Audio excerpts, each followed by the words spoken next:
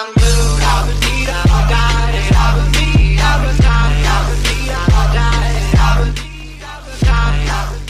bien c'est tout, c'est Jerox, j'espère que vous allez bien. Aujourd'hui on se retrouve pour la review de l'épisode 93 de Dragon Ball Super. Donc le titre de l'épisode est tuer le 10e guerrier, Goku va voir Freezer, voilà.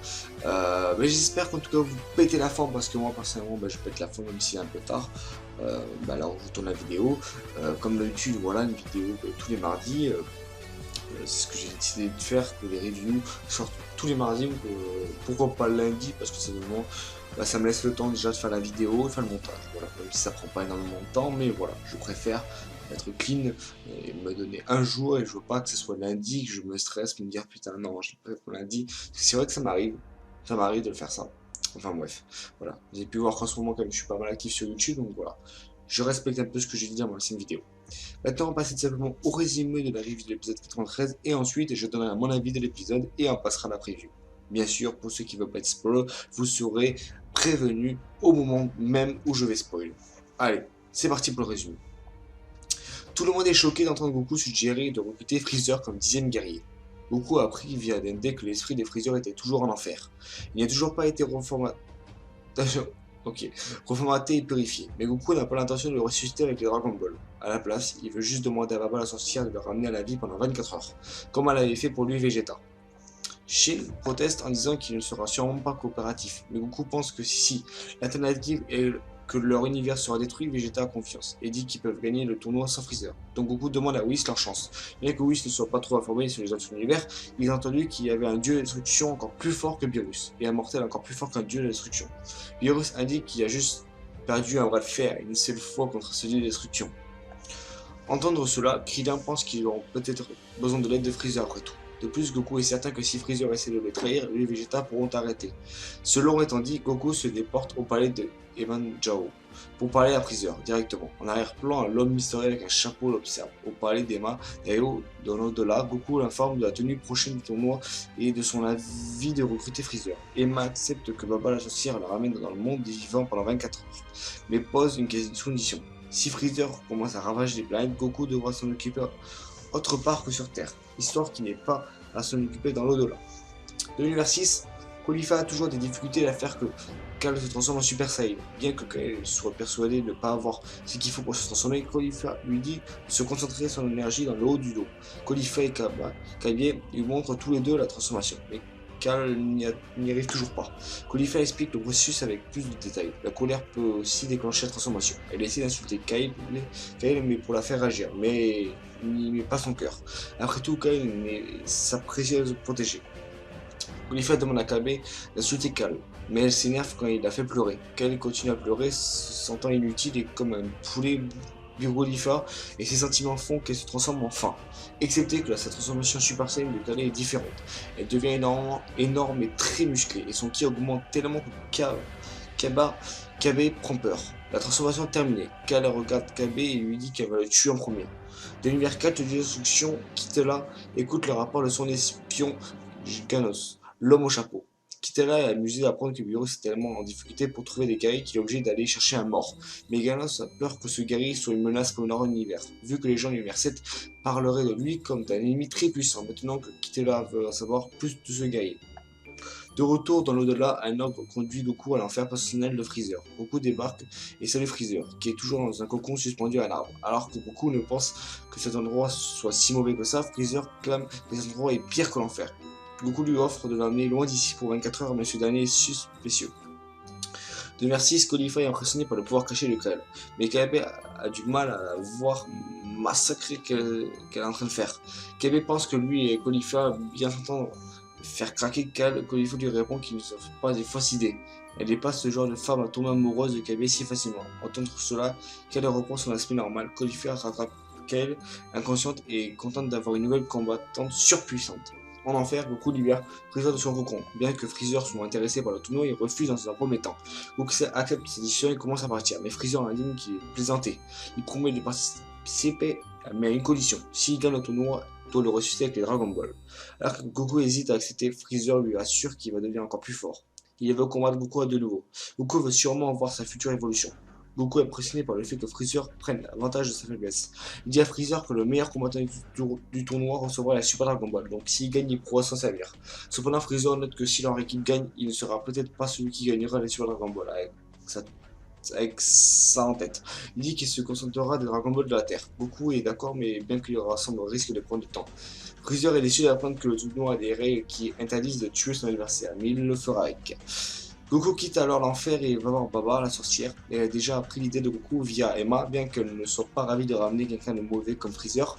Les circonstances lui laissent peu le choix. Goku lui donne son bouton pour appeler Xeno, comme récompense. Mais elle ne le veut pas, c'est trop dangereux. Goku promet de lui ramener autre chose. Et il s'en va pendant ce temps dans l'univers 4, qui était là à penser à un super plan pour détruire l'univers 7. Plus d'une heure et 30 minutes avant le tournoi. Voilà, j'en ai fini avec le résumé de cet épisode-là. Je vais passer simplement à mon avis, donc pas mal de choses à vous dire par rapport à cet épisode-là, donc des choses bien, des choses négatives, comme d'habitude, voilà. Alors, comme je vous l'ai dit, simplement le plus gros défaut de Dragon Ball Super, c'est qu'ils veulent tout simplement faire les choses trop vite. Pourquoi? Tout simplement parce qu'ils veulent que le manga rattrape l'animé. Mais moi, je trouve ça débile. Alors, c'est peut-être commercial, je pense que vous avez quand même assez d'argent pour ça. Moi, personnellement, même si on peut pas discuter avec ce genre de choses, puisque t'as beau parler, ils s'en foutent complètement. Moi, personnellement, je donne mon avis. Et puis, s'ils sont pas contents, mais qu'ils aient se faire, voilà. Moi, personnellement, je trouve ça dommage le fait, voilà, que les choses s'accélèrent. Alors, c'est peut-être. Alors, j'ai pas dit, attention, j'ai pas dit que c'était mauvais ce qui s'est passé. J'ai pas dit que l'épisode était nul. J'ai juste dit que je trouve, selon moi, que les épisodes vont trop vite et que des choses se passent trop vite. Comme par exemple, Caulifla, je l'ai déjà dit par rapport au Super Saiyan 1. Alors certes, elle a peut-être un très gros potentiel, mais de là à se transformer directement en Super Saiyan 2, c'est quand même abusé. Tu vois ce que je veux dire pas là? Alors là, peut-être, comme je vous ai dit, un énorme potentiel, mais il faut le faire quand même. Faut le faire juste pour arrêter, calmer. Elle se transforme en Super Saiyan 2, direct. Alors, est-ce que c'est le fait, avec ces techniques, euh, qui fait que ça apprend plus vite? Moi, je pense pas, je sais pas. Franchement, c'est. Déjà, ben, c'est un peu bizarre, voilà. La technique à KB, c'est un peu bizarre, je trouve. Donc, personnellement, voilà. Après, voilà. Bon, après, c'est sûr, ça permet un peu d'expliquer, voilà, comment ça marche un peu, être Super Saiyan. Mais je trouve que c'est bizarre. Ils auraient pu faire mieux par rapport à ça. Je reviens aussi par rapport à Bakal, qui se transforme en Super Saiyan Berserker, Super Saiyan légendaire. Alors personnellement, moi j'ai eu des frissons, j'ai kiffé ce moment-là. Il y a beaucoup de personnes qui ont critiqué ce moment-là, ils ont dit que pour moi c'était n'importe quoi. Je suis d'accord dans un premier temps avec eux. Je suis d'accord que voilà, c'est un peu du gâchis. Voilà, ça, ils n'ont pas trop respecté Broly. Par rapport à. Alors, beaucoup de gens disent qu'elle se transformait parce qu'elle croyait qu'elle draguait sa protégée. Non, c'est pas du tout ça. C'est parce que aussi elle se sentait inutile, comme elle dit. Limite, elle sert à rien, tu vois, comme elle disait, elle sert à rien. Elle va faire perdre le temps de tout le monde. Et du coup, ben, tellement qu'elle disait des choses négatives sur elle, ben, ses émotions, ben, ont fait qu'elle s'est transformée tout simplement en Super Saiyan Berserker, qu'elle s'est transformée en monstre, tout simplement. Et c'est vrai qu'on a vraiment eu un aspect Broly. Plein de gestes qui rappellent Broly, ben, la façon aussi dont Broly se comportait. On a bien vu que tout simplement, Broly, sans se transformer, il était calme, il avait l'air gentil. Voilà. Mais on dirait que le fait qu'il se transforme en Super Saiyan Berserker, c'est comme si c'était quelqu'un d'autre qui est à sa place. Comme si c'était un monstre, un démon qui contrôlait son corps, tu vois. On le voit, c'est une fille toute calme, et là d'un coup elle se transforme, elle veut le tuer, tu vois, limite elle parle, tu vois, elle sent fière, tu vois. Enfin, c'est un truc de ouf quand même. Et moi personnellement j'ai kiffé les attaques, les kicks qu'elle lance, enfin, les trucs, les kikos, enfin franchement ça rappelle trop Broly, et ça je trouve ça magique, franchement je trouve ça cool. Même si voilà ça a été un peu trop rapide selon moi. Enfin bref. Aussi un moment que j'attendais beaucoup, c'est simplement la rencontre entre Goku et Freezer. Alors là mon gars, c'est ce que j'attendais le plus. Voir sa réaction Freezer, il dit qu'est-ce qu'il fout là, quoi, ça me connaît. Qu'est-ce qu'il aime me faire chier, tu vois. Donc moi franchement, puis ils ont respecté un petit peu l'animé, etc. par rapport à l'enfer. Euh, L'enfer qui est décrit comme dans le film Battle of God, le film Full Metal Knife. Donc voilà, c'est enfer un peu fantasy, fantastique par rapport à nous. Voilà, pour nous ça paraît joli, etc. Mais pour lui, c'est quelqu'un de méchant, c'est quelqu'un avec beaucoup de fierté, etc. Euh, il déteste ce genre d'ambiance, tu vois. Tu vois, lui, il est plutôt, tu vois, c'est pas son genre d'ambiance, tu vois. Il- tu vas pas donner à un méchant une poupée, enfin, tu vois, un truc fantastique, tu vois. Lui, tu vois, c'est, limite, c'est une honte, tu vois, c'est une honte, c'est pour ça qu'il dit qu'il en peut plus, quoi, tu vois, qu'il n'y a pas pire pour lui que l'enfer, tu vois. Et franchement, j'ai kiffé, franchement, le fait que Django il arrive, il fait Yo! Previously, mais qu'est-ce que tu fais là, toi? Et là, voilà, il discute, bam, il détache, là, mon gars. Et là, tu vois, au moment où il détache, t'as le kill de Freezer qui, qui est partout dans l'enfer. Tu vois, l'ambiance, ça change. Et là, c'est l'ambiance Freezer, tu vois. Et bah, j'adore le moment aussi, au moment où il dit et bah là, je vais refuser, tu vois. Et du coup, il fait Ok, ciao. Freezer, il fait Je rigole, je plaisante, tu vois. Franchement, j'ai kiffé, bon, ça rappelle un peu Freezer, etc. C'est vrai qu'on n'a pas l'habitude de voir beaucoup Freezer, tu vois, papoter comme ça, tu vois, c'est pas dans l'habitude. Et moi, franchement, je pense que ça va être un bon atout Freezer dans l'équipe, malgré voilà, qu'il soit méchant. Mais il n'a pas le choix. Il ne peut pas mourir, il sait très bien qu'il a des risques par rapport à ça. Et il sait aussi qu'à la fin du tournoi, il a un enjeu. Il peut gagner tout simplement il peut gagner Super Dragon Ball.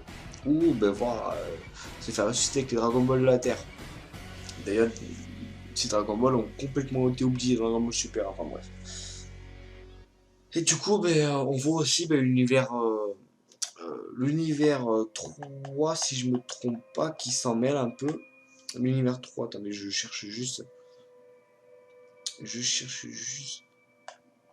l'univers 4, voilà, qui se mêle un petit peu à tout ça, qu'ils ont envoyé un espion par rapport à ça, et ben, ils sont pas très contents. Et pour eux, je pense que c'est de la triche de ramener. Limite, il se fout la gueule du virus et il est pas capable de trouver un guerrier, et il est obligé d'aller voir des morts, tu vois, ramener des morts. Et je pense que ben, déjà à la fin, on voit qu'ils veulent établir un plan. Ils vont s'attaquer à l'univers 7. Ils vont s'attaquer à Son Goku et Freezer. Et aussi, bon, j'ai peut-être mal compris, mais j'ai l'impression qu'ils veulent tuer Beerus, tu vois. Parce que la façon comme ils l'ont dit, alors peut-être que j'ai mal, j'ai mal compris ce qu'ils ont dit, tu vois. Mais pour moi, tu vois, ils avaient dit que, pour moi, j'ai compris qu'ils allaient tuer Beerus, tu vois. Donc peut-être que ça va faire quelque chose. Mais moi, je pense pas, parce que si tu Beerus, ça va faire trop de bruit, tu vois. Xeno, il va pas être content, ça va faire ralentir le tournoi, enfin, ça va faire pas mal de choses comme ça, tu vois. Enfin bref. Mais sinon, tu vois, l'épisode en soi était bien, voilà, bon, malgré quelques petits défauts, mais bon, ça c'est pas nouveau.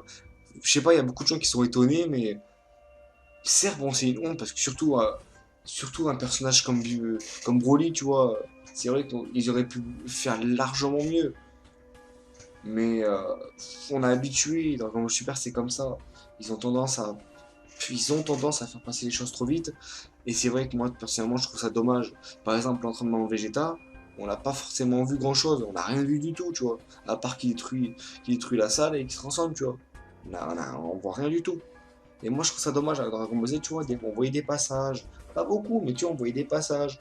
Tu vois, enfin, des, des- des petits combats comme ça. Là, on voit rien. C'est vraiment focalisé sur un épisode. Il faut que faut que ça fait en 10 secondes. Enfin, moi, je trouve ça dommage. Personnellement, je trouve ça dommage. Enfin, bref. Dites-moi dans les commentaires simplement votre avis par rapport à l'épisode. Moi, ça m'intéresse beaucoup parce que voilà, j'aime bien interagir avec vous. Ça me fait super plaisir. Enfin, bref. Enfin, bref. Tout simplement, voilà. Moi, je vais donner mon avis. Dites le vôtre. Et écoutez, je me ferai un plaisir de vous répondre. Voilà. Donc maintenant, je vais spoil. Voilà, donc on va passer à la preview de l'épisode 94. Je vous invite tout simplement, si ce n'est pas fait, à vous abonner à la chaîne YouTube, à partager la vidéo car c'est très important. Et aussi, la chose la plus importante, c'est de liker la vidéo pour tout simplement mettre la vidéo en avant. Ça me ferait énormément plaisir et ça vous fait pas tout simplement.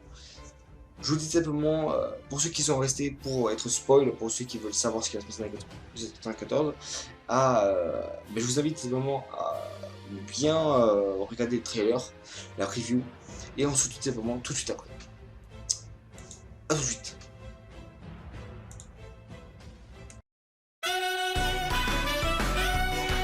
よしほら悟空ブーの代わりはフリーザしかいねえけどあいつは何しでかすかわかんねえぞかつて宇宙を危機に追い込んだ悪者だからなん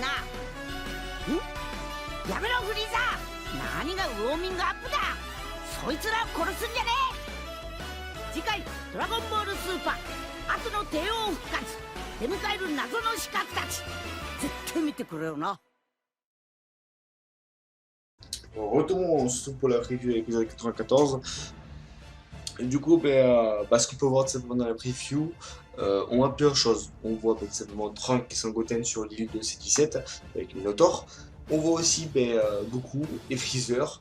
Et on voit tout simplement le Hagenshin de l'univers 9 et le Hagenshin de l'univers 4. Voilà.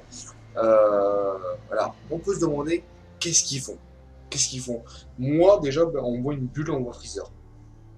À mon avis, ça, c'est possiblement localiser où se trouve Freezer. Voilà. Pour tout simplement après aller les attaquer. Moi personnellement, j'appelle que ça. Hein. Ils peuvent pas se mettre comme ça et genre le tuer comme ça serait trop facile, tu vois. Ils peuvent faire ça avec tout le monde, tu vois. Moi personnellement, non, je pense pas que ça va être ça, ça serait trop cheaté. On voit tout simplement Trunks, Sangoten sur l'île de C17. On voit qu'apparemment il y a des trucs, des humains qui essaient d'attaquer l'île. Ça va être un peu des épisodes un peu chiants. Voilà, j'ai pas trop envie d'en parler. Ça va être des épisodes un peu trop chiants à mon goût. Ce genre d'épisode ça m'énerve un peu, mais bon, tant que ça dépasse pas l'extrême. Et on voit apparemment Goku qui dit les tue pas, c'est qu'un échauffement, comment les tue pas. À mon avis, c'est simplement les guerriers entre guillemets, hein, vous doutez bien, qui ont été envoyés simplement par l'univers 4 pour tuer Freezer. Et du coup, ils vont les combattre et du coup, il va dire de pas les tuer, tu vois. Mais Freezer, voilà, il a envie de les tuer. Voilà. Après, personnellement, après la review, voilà, c'est un peu compliqué à vous expliquer un petit peu. C'est vrai que moi, personnellement, j'ai du mal un petit peu à comprendre ce qui va se passer, surtout par rapport à l'attaque qui va avoir lieu. On verra ça tout simplement dans l'épisode 94, ce sera beaucoup mieux. Et j'ai pas envie de spoil trop, tu vois, si j'ai pas là ou pas, je suis pas le genre de mec qui va spoil comme un malade. Moi, je vous ai juste dit un petit peu ce qui se passe un peu dans cet épisode-là. Je vais juste redire un truc guillemets pour ceux qui n'ont pas compris. On voit Sangoten et Trunks dans l'île de C17. On voit des humains qui attaquent justement cette île où il y a Minotaur. Donc du coup, ça va être un épisode un peu où je pense concentrer sur ça. Et aussi, entre guillemets, on voit beaucoup combattre les guerriers de l'hiver 4 pour tout simplement empêcher qu'ils tuent Freezer. Sûrement qu'ils veulent tuer aussi Goku. Hein. Et du coup, il va se passer ça dans cet épisode-là. Donc voilà. J'espère qu'en tout cas vous aurez aimé cette review. Je vous invite tout ça. Je vous invite tout simplement à vous abonner à la chaîne YouTube, à liker, partager la vidéo. Et nous, on se retrouve pour une prochaine vidéo. Piston, c'est des Charlotte.